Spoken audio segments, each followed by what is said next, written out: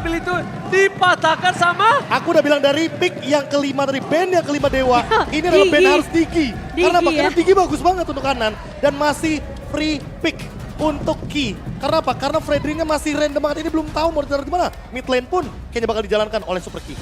Tapi apakah dengan Lanaya yang hadir di game yang kedua bisa menahan setidaknya satu match point di tangan Bigetron yang sudah diambil tadi di game pertamanya.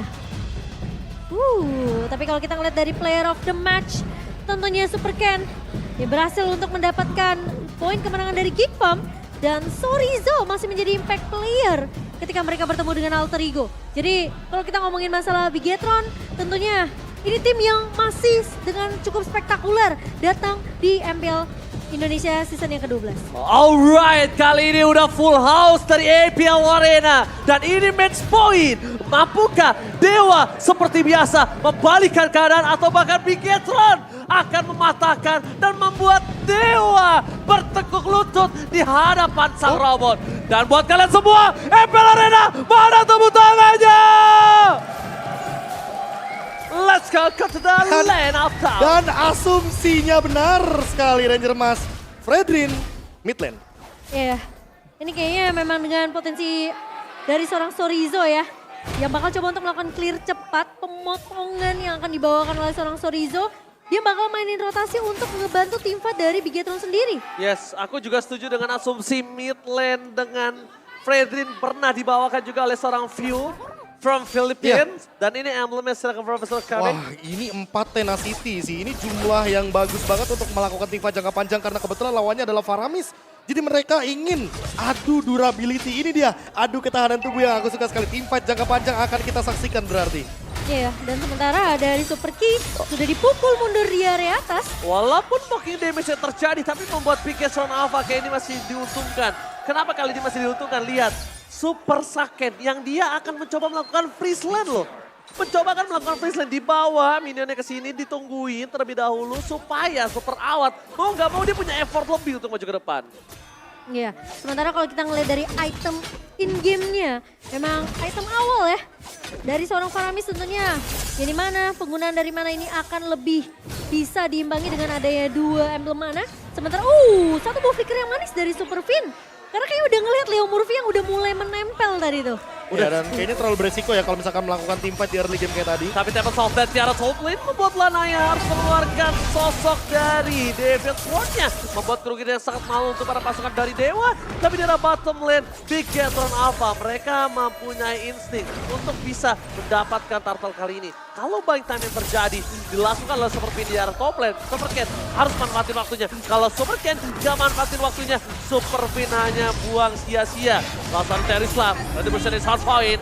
Lihat Joy udah mulai bernyanyi. Teng, teng, teng, teng, teng. Dan bahkan first blood di arah top lane. Tiba-tiba Super Awal Supriyadi gak terdeteksi kamera dan dimakan oleh seorang Super Fin. Ya ini sesuai dengan dari kick to victory ya untuk Bigetron. Tapi Super Fin diajak by one. Pressure ward memang tidak mengenai ke arah seorang Leo Murphy. Namun hanya ke arah seorang Case. Oke, efek dari bush yang tentunya menguntungkan sekali bagi Leo Murphy. Karena ketika dia di dalam bush, dia tidak akan menjadikan target dan wow, full house.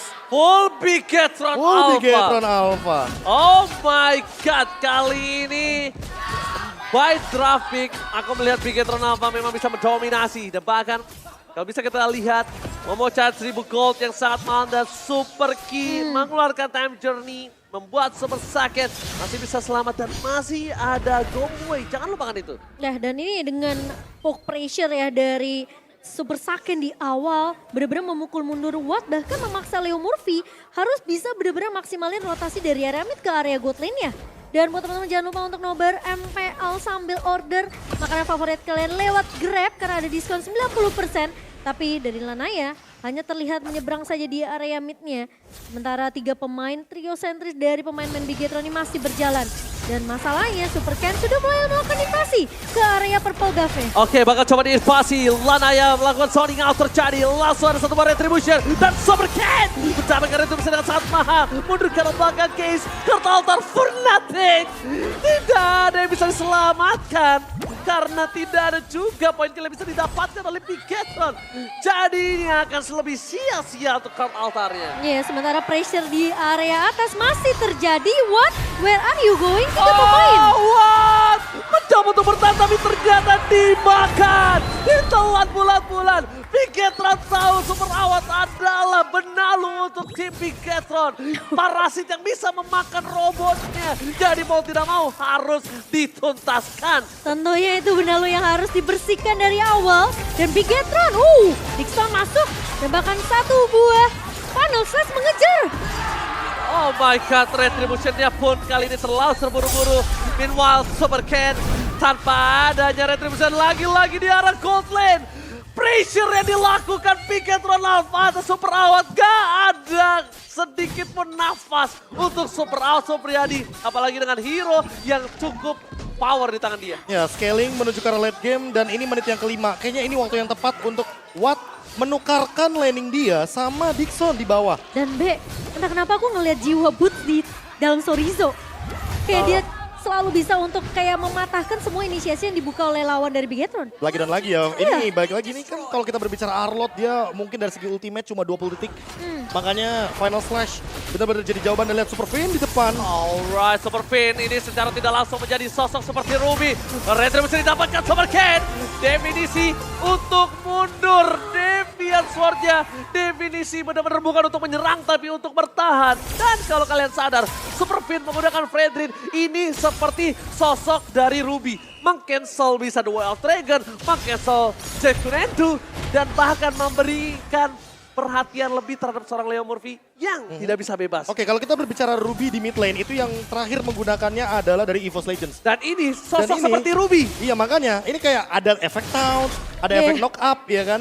Dan jangan lupa kan Appraisal Ward-nya yang bakal mengerikan banget untuk deliver damage. besar. Lebih tebal daripada Ruby, tapi lebih fleksibel daripada Ruby. Ya. Dan bahkan itu yang membuat dia powernya lebih tinggi. Masalahnya pressure-nya nggak lepas dari tadi. Pressure-nya selalu menuju ke arah purple buff yang dimana itu adalah bensin utama dari Link. Iya. Oke, langsung aja The Wild Dragon keluarkan berarti karena Super Pain. Bahkan sampai all in up press my one. God. Surprise! Membuat langsung ada Super Kill memberikan time journey di arah belakang Dixon. Gagal melakukan penalty zone. Super Sakin masih melebih. Dixon bahkan coba dimakan. Tapi Flicker telah dikeluarkan. Super Ken is coming. Menuju ke arah Topeng tapi nampaknya Super Ken lebih meredakan dirinya. Gak mau terlalu terburu-buru. Menuju ke arah objektif gaming. Dan Dixon! Happy birthday Dixon! Dimakan dengan adanya sebuah time bomb membuat Dixon gak bisa Dan kemana-mana. bahkan Super Fiend tidak tumbang sama sekali Bung KB. Itu power dari Brave Smith dan bahkan ini di tangan Fredrin yang kita udah tahu dari awal Fredrin udah ada regennya. Iya. Ditambah lagi regen yang lebih banyak dari emblemnya dan untuk sekarang invasinya tidak berhenti. 0-4 poin killnya 5.000 gold Bigetron Alpha. Bukan hanya memberikan pressure, bukan hanya memberikan tekanan, tapi mereka benar-benar memberikan Dewa ruang bermain yang sempit sekali. Plus dengan ngebawa talent Tenacity di tangan Wah. pemain-pemain Bigetron ini. 4 Tenacity. Ini udah bisa dibilang jadi tim fight yang berkepanjangan untuk Bigetron. Dan semakin lama bakal semakin happy Bigetron. Oh lihat, Super Ken, Likota Sasasastri untuk Cornet di depan the original Leo Murphy Profesor. Ini dia. Ini yang nantinya bakal menjadi sebuah story baru dan Leo Oh, Murphy. the whale taken untuk Super Ken, Hajar D. Wow. Berhasil menyelamatkan Super Ken, bahkan dibalikan kembali keadaannya. Di depan sana Dixon membalikan keadaan, bahkan dia yang hilang. Dia yang dipakan. Lanaya versus everybody. Deviant Sword mendapatkan 1 point kill. Setidaknya menukarkan dengan Super Ken. Dixon ditukar Super Ken. Gak adil. EXP ditukar mid lane yang notabene adalah seorang roamer. Itu gak adil, Profesor. Ya apalagi kita di sini melihatnya dia sebagai sosok tank dan Leo Super Murphy. Ken, what are you doing? Memaksakan mendapatkan 1 buah point kill. Kayaknya udah mulai gak wise permainan dari Super Ken. Kalau dia terlalu dive in, dia ditumbangin dan bahkan dia diberhentikan pergerakannya. Tapi itu enggak sih yang bakal menjadi jawaban dari Dewa. Ketika Bigetron Alpha udah lagi winning Iya. condition, mereka melakukan gerakan tambahan seperti ini salah satunya, yang nanti malah akan memakan mereka sendiri. Itu yang seharusnya direspon dengan cepat Mungkin oleh Dewa. kedisiplinan ya. Kedisiplinan untuk Bigetron sendiri yang Ya. harus diperhatikan masuk ke area mid to the late game nanti ya. Ingat ini adalah Dewa yang mereka selalu akan coba cara gimana cara mereka bisa nahan game ini biar bisa di drag ke arah late game. Awat memang sudah tembang 2 kali. Tapi kalau kita lihat dari segi item memang perbedaan network ini yang ngebuat Dewa mereka akan tertinggal. Dan dari encourage loh yang diambil sama Ki. Yes. Dia paling jarang banget nih roam item dari segi encourage. Oke, cukup menarik. Coba bakal coba dipaksa. Final Slash, Leo Murphy dibikin gak berdaya. Jet Kundonya, Shenfu-nya cuma bisa sekali. Dan Free Lord harusnya untuk Bigetron. No cashback, gak ada diskon dan gak ada pertukaran. Wah ini trade-nya nggak adil sama sekali dan bahkan sekalipun Lanaya mencoba untuk melakukan cut wave ya di arah bawah ya. Ini kayaknya nggak bakal bisa mendapatkan sesuatu karena memang Super Sorizo sudah merespon di sana dan Super Fin bahkan sudah ready dengan energi yang sangat minim dari Lanaya.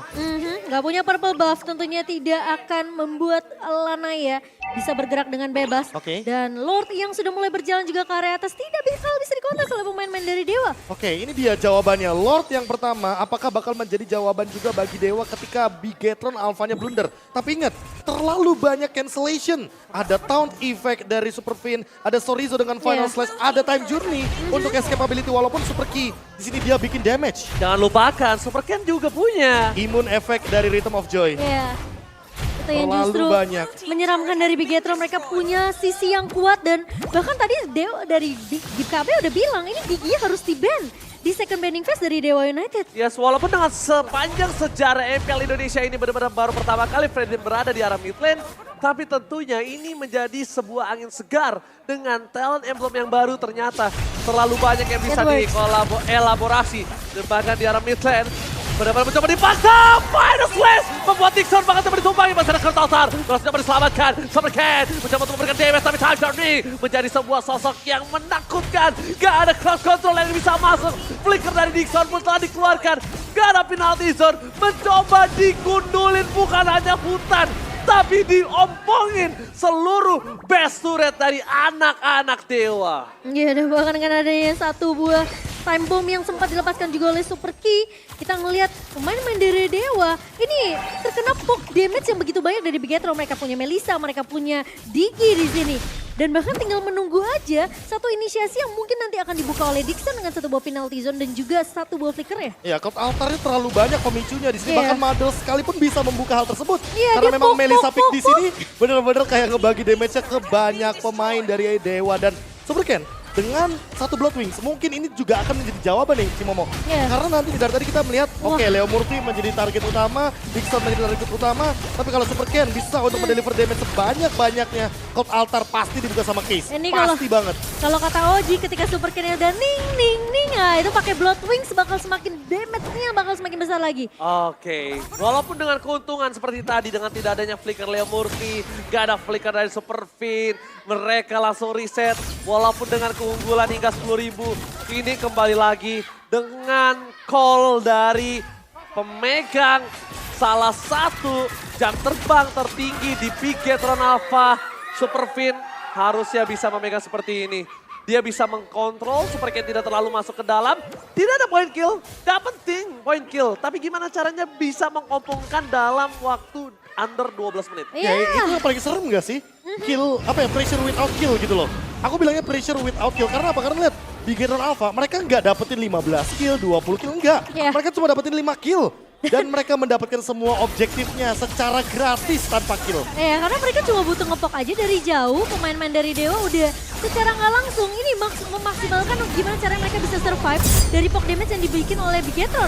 Sementara tentunya dengan Lord yang tidak akan bisa dikontes oleh Dewa United, Bigetron mereka punya satu power lagi untuk bisa melakukan endgame secepat mungkin karena mereka udah nggak punya dua turret base sama sekali bahkan. Dan lihat Super Sorizo, dia bahkan mendinai split push dari Link-nya. Dia menolak untuk rugi di sini jatuhnya. Karena kita tahu sendiri, Lord bakal ke arah mid. Sehingga top lane mungkin akan dijadikan lane jauhnya. Tidak akan diperhatikan sedikit oleh Bigetron Alpha. Tapi ternyata itu malah berbanding terbalik. Di sini, Lanaya nggak dapetin split pushnya. Dan lihat Bigetron Alpha, mereka bermain-main di depan base. Bigetron Alpha Rico tas 1000 untuk Cornet di depan para pasukan anak Dewa. Bahkan para pasukan Bigetron mencoba untuk menuju ke arah base. Jadi berkira dari Dewa United. Bahkan coba dipaksa. Super Fin dengan cepat. Langsung ada Madhouse. Menuju ke arah base-nya. Final Slam penalty zone Tiger di save the day. Bigetron Alpha fokus ke arah base dan membuat anak Dewa bertekuk lutut di hadapan sang robot merah. Kemenangan yang begitu dominasi dari Bigetron Alpha di game yang kedua sudah kita lihat tentunya bahkan tidak ada chance sama sekali untuk pemain-pemain dari Dewa Sedaka membalaskan point kill demi point kill. Satu kill saja. Doang, Be. Satu kill saja dari Dewa dan itu tidak cukup menurutku pribadi karena memang kalau kita berbicara Beatrix dia perlu waktu yang lebih panjang, dia perlu extend team fight-nya apalagi ketika ada Cult Altar. Namun Cult Altar pun tidak menjadi jawaban. Case dengan hero kemenangannya Faramis ternyata belum menemukan jawaban untuk menghentikan dominasi dari sang robot merah Bigetron Alpha yang sangat kuat sekali dengan C-Stratnya. Iya. Yang bahkan aku notice itu, aku notice Fredrinnya nggak mungkin nih Gak mungkin XP ya. dijadikan XP laner, nggak mungkin Sorizo.